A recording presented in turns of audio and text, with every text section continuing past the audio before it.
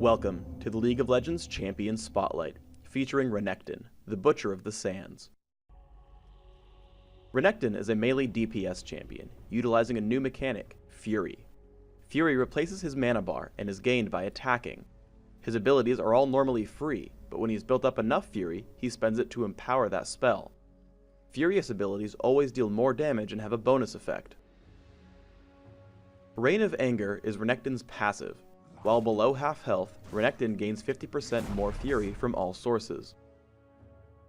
Cull the Meek damages nearby enemies, healing for a fraction of the damage dealt, and gaining Fury for each target hit. This heal fraction is higher when hitting champions. Both the health and Fury gains are capped. When Renekton has 50 or more Fury, he deals 50% bonus damage, while the heal fraction and heal cap are increased. Ruthless Predator makes his next attack hit twice for bonus damage and a stun. While Furious, his attack hits 3 times with a longer stun. Slice and Dice makes Renekton dash forward, damaging enemies he hits. If he hits an enemy, he has a few seconds to recast the ability as Dice, which is the exact same unless Renekton has Fury. When casting Dice with 50 Fury, the ability will deal bonus damage and lower the armor of enemies he hits. Renekton's ultimate is Dominus. He grows in size, which increases the reach of all his abilities and attacks. Additionally, he gains bonus health, extra Fury generation, and continuously damages nearby enemies.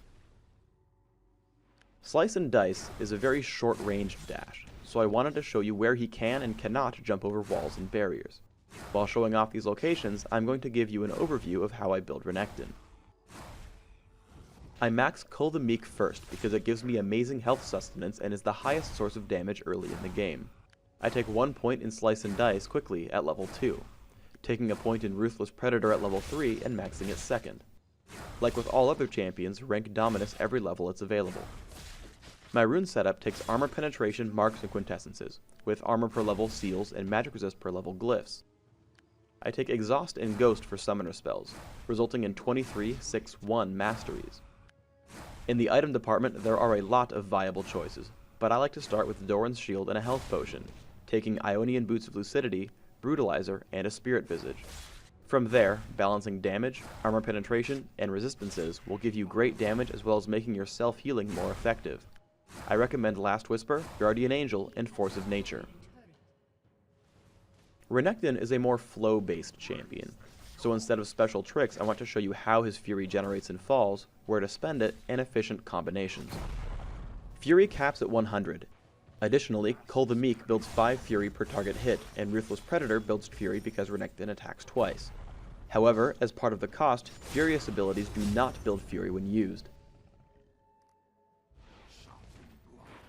At level 2, you have the ability to put out some pretty easy harassment. Slice through the minion wave to the enemy champion, use Cull the Meek, and dice back out. If you're hurting for health, wait until you have 50 Fury. Slice through the minion wave as before, but just make sure you're in range of all the minions before using a Furious Cull before dicing out.